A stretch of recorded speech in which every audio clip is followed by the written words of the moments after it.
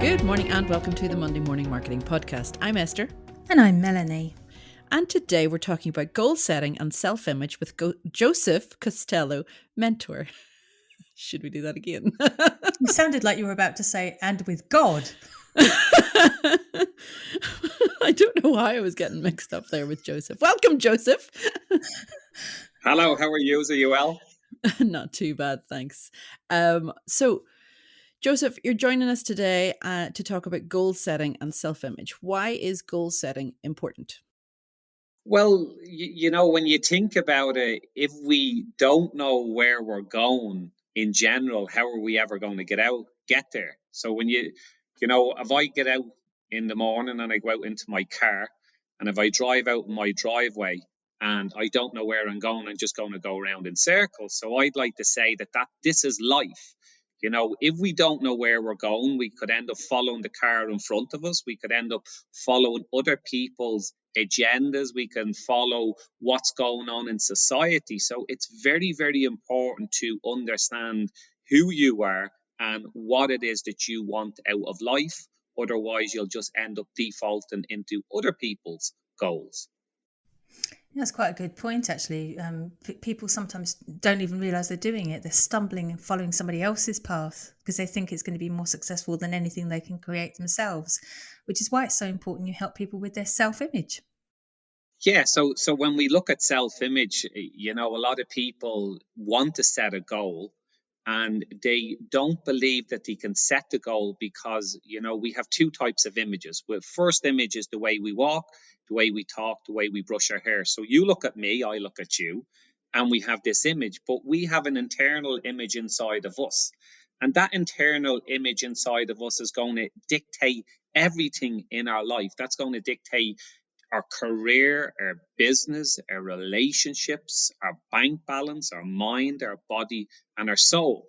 And people is waiting to, have the success in another area before they change their self-image. And what I teach is no, we need to reverse engineer the self-image of who you want to become inside, because everything that happens inside of you is going to be a direct reflection in the physical world. So I reverse engineer, change the inner image of you, find out your goal and act and believe as that person in the now. And that's going to help you create and get the goal that you want an awful lot easier. But surely a lot of people feel that they need some level of approval or some recognition before this self-image can change. How do you do that without that? So when you look at recognition or approval, where's that coming from? A lot of the time that's coming from, as a baby, when we're born, we generally eat what mom and dad ate. We speak how they spoke. And there's a certain conditioning over us in life. And that conditioning and that inner self-image that we have, is that our self-image or is that something that we've inherited? So what it is that I get people to ask the questions of, well, Melanie, what do you want in life? Not what you have been probably defaulted into. What do you want out of life? And you could break that down into three areas. So when we look at goal setting generally, people will want to have a better job or business, and money is attached to that. We'll want more meaningful relationships. So that could be with your husband, your wife, your partner, with your friends. I think one of the biggest relationships you have to improve in life, and that's down to self-image, is the relationship with yourself. Mm-hmm. And then last but not least is mind, body, and soul. So we have these types of goals, and people come to me, and a lot of the time you'll find there's probably 2 out of 3 that they want to work on more than the other. So I get a lot of people in their 20s to their mid-30s, and it's all about growing the business and getting more money in the bank. But then when you're in your mid-30s to mid-50s, you've sort of succeeded, and are you on the racetrack of chasing success, or are you on the racetrack chasing achievement? And a lot of these people have achieved, but it's like as if there's a hollow feeling, and now they want to, have a goal of having a better mind, body, and soul. So it's just finding out what it is that you want, and we're at different stages in life. So it's interesting there that you say about the different generations and their different approaches and their different needs and wants. Does it also apply across different cultures? Have you noticed a difference between, like, say, our friends in the UK, ourselves in Ireland, our friends in America? Have you seen a difference between cultures as well when it comes to mindset and goal setting? Yes and no. Like I believe, like us as human beings, we're goal-seeking organisms. So we have a part inside of us that we want to, go after the goal. So when you think of us as a baby, we crawl. When we crawl, we want to walk. When Mm. we walk, we want to run. When we're running, then we want to go on the bicycle.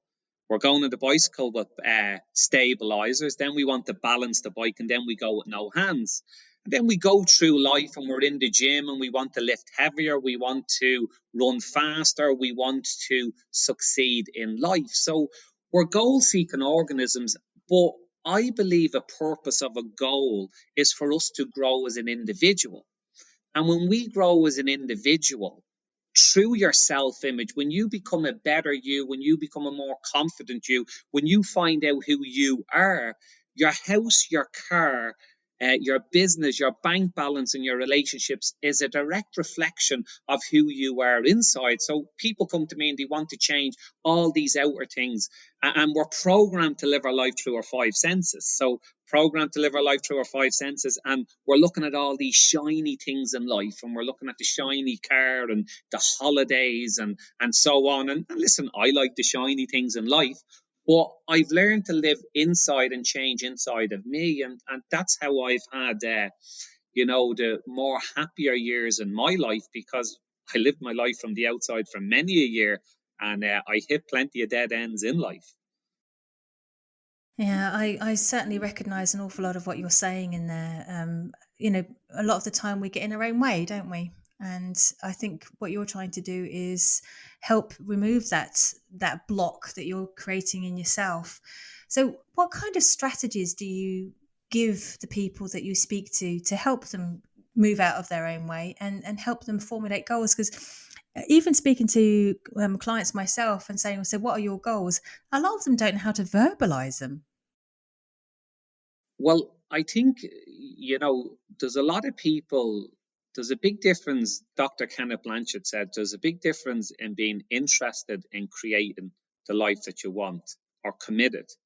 So a lot of people say they want to create these goals, and but you don't, have the commitment. And generally that sort of works as the memories of the past is going to make your future predictable. So they failed at times at the diet, they failed at going to the gym, they failed at one or two maybe job interviews or in business. And what's going to happen is the memories of the past then is going to make the future predictable. So they're going to stay still, and they sort of, out of fear, they'd say, well, at least if I do nothing in life, I can fail. And that's what happens then is they start procrastinating, and they start having self-sabotage. And the self-sabotage is, oh, listen, do it. And then but you're saying you want to do it, but then you're afraid of doing it because of the fear.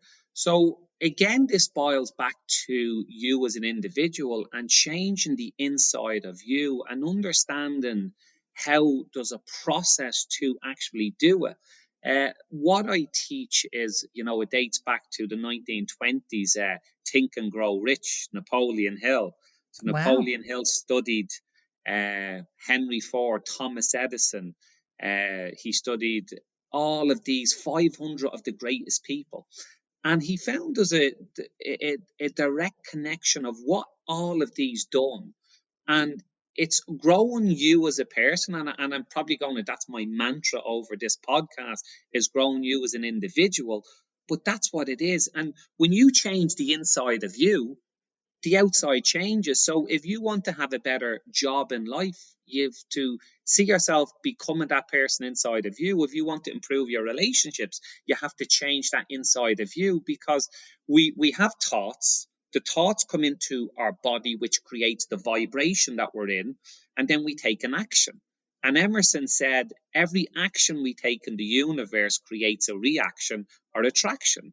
So if our thoughts is negative, the vibration in our body is going to be negative. The action we take is going to be negative. So the reaction or attraction is going to be negative. So I'm reprogramming them to see themselves as that person they want to become in the now, because Buddha says there's no such thing as the future. There's only now, because the past is gone and the Mm-hmm. future is only getting created now. So how you think and how you feel now creates your future. So it sort of, there's a lot of ancient teaching that I do within I do, but one thing, the only thing all the leaders through all the ages could ever agree on is we become what we think.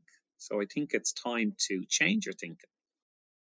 And I think it's interesting too, that going back to what you were saying about the kids, and first they have to learn, kids aren't born riding a bike. And it does take time, it takes the effort. And what you're saying, people aren't willing sometimes to put that effort in. Or they think, okay, I'm just going to apply for a job and get the job, or I'm going to apply for a promotion and it'll just happen without putting in the background work. Because are we so used in society now to instant gratification, instant everything, that we've lost sight of, yes, it will take months to lose weight, to become trained for a new job, to XYZ. Have we become a society of just, I want it now and I'm going to get it now. And if I don't get it now, then I'm going to be really sad and depressed? Totally. Like when you look at it nowadays, like, at the push of a button, you can have food on your doorstep within half an hour. You can go onto Amazon and like within 24 or 48 hours, anything that you want will be on your door. And one of the things that we teach is focus. So people want to have a goal, but they're not willing to focus on that. So where your focus goes, the energy flows. And that's persistence. So we look at Edmund Hillary. So Edmund Hillary went to Nepal in 1951, 1952, 1953. Everybody that went before failed miserably or died. And we need to have that persistence of turning up every day and working towards our goal. But there's a science to goal achieving. There's a science to success. Now, it's not a magic pill, or it's not a switch on the wall. Like, I'm going to say, like, you have to turn up Aw, come every on. every day. But like that instant gratification, unfortunately, we can't get that in every part of our life. But it's there for the people that's willing to show up and commit to it. And would you recommend breaking down the goal into, smaller goals so that you could see maybe an instant change just by, say, turning off your notifications, then you instantly get more time? I think a lot of people set too small a goal and there's no growth in it. So a lot of people, are setting small goals that they nearly know how to do. Like when you come and and I teach people, like I'm asking you to create a goal that's huge. People say, well, how do I do that? And one of the things I get people to do is start using their imagination. And they say, imagination, like, We and lost that when we were kids, didn't we? we lost that when we were about 5, 6, or 7, when we were in school, and you were told not to play with that imaginary friend. But everything in the universe has to be created twice, first in your mind and then in your hands. So everything from this computer to the microphone to your life. Now, again, I'm going to boil back to, we live our life through our five senses. What we see, hear, taste, touch, and smell. So we're looking at the results we don't want. We're hearing what we're saying, and it's creating a feeling. And that it's creating a thought, it's creating a feeling, it's creating an action, which creates a reaction or attraction. And that's why, people is in the bank balance is in the red, and they believe they have to work longer and harder. Where I'm sort of saying, okay, let's take yourself out of that and tap into 6 mental faculties. So we have imagination. So imagination, if you can see it in your mind, you can hold it in your hand. Then we have the reason mind. The reason mind gives us the ability to knit these ideas together. And the third one is will. So will is the focus. what we don't have, because we're so used to scrolling on the phone. We're so used to instant gratification. So Warner Van Braun met JFK in 1962 and says, what will it take to put a man on the moon? And he says, the will to do it. He didn't know how long it would take. He didn't know what they needed. But like if you have the will, that's like having a magnifying glass, and you can, if you put a magnifying glass over a sheet of paper and you hold it there long enough and you marshal the sun through that, you can set a fire. But people is just too busy moving it, so the energy doesn't go and on that. Well, what you're dropping here are just amazing, profound one-liners that are going to be massively useful to my missing letter campaign. Thank you. Secondly, I do agree that giving people big goals requires a level of bravery by the person who's doing it, of course. But surely making the goals so big makes it harder for people to reach, unless, I mean, you can't sort of transport to these big goals. You do have to take little steps to get to them. And finally, you mentioned about will. Some people don't have enough self empowerment. So, do you encourage them to have accountability? Well, we provide huge accountability because, as Jim Rohn says, you're probably as equal to the five people that you spend your most time with. You're the average. So the problem in life is we get an idea or a goal, and we talk to people that's not on that same wavelength. And then when we talk to people, they're going to say, well, because they can't believe that they can do it, they're just going to say, that's not going to happen. You won't be able to do that. So we like to say that, you know, everything will grow in the right environment. So if you sow something with the right temperature, with the right moisture, in the right environment and the right soil, that's going to grow. And that's why it's so important to have a peer group of like-minded people that wants to grow. And that's what we provide, because again, you're going to have a goal and you're asking people who's not thinking. So you have a goal, I'm going to change careers. Why would you want to change career? You're not happy with what you have. And it's not about not being happy. We're goal seeking organisms and we want to grow. That's why a lot of people become unfulfilled in their mid 30s to mid 40s, is because they're after plateauing in life and they're not growing anymore. And it's not all about money or bank balance. Hmm. It's just, tapping into that inner perfection that's inside of us. So you think little goals aren't the way? Little footsteps to a giant goal. I don't think there's enough growth in it. Like I would be setting big goals in the right environment. And the reason why is because there's growth in that. Now, a lot of people will say, I don't know how. But if you knew how, you'd already have it done. Well, If that's you true. make that decision, and I'm talking about an irrevocable decision, everything in the universe is energy and vibration. Well, you shift your energy and vibration onto a frequency, and then you get the ideas and you meet the people and you get the money. So a lot of what I teach boils back into quantum physics and quantum entanglement, and start understanding the laws of the universe. And it's all scientifically proven. And we're not taught this in school. Like in school, we're taught to read the book, memorize the book, get it right. We get enough correction marks and we'll get a degree. But there's plenty of people out there with an encyclopedia of knowledge and not doing nothing in life. I left school at 15. I've no education, I've no business experience, but yet I've set up 2 7 and 2 8 figure companies through this material. And it's understanding who me is and understanding how to change your behaviors and your habits. Because at the age of 35, 95% of what we do is an automatic, we're on autopilot. And that's where I want to bring you in and sort of really ruffle you up and say, there's more to you. You can do that. You look at an elephant in a circus. An elephant in a circus is tied, a little piece of rope tied, and it won't move. And that's like us. That's like us. As we grow through life, we're conditioned. We're so powerful, but we're conditioned by this rope. And the older that we get, the more conditioned we are. Wow. Wow.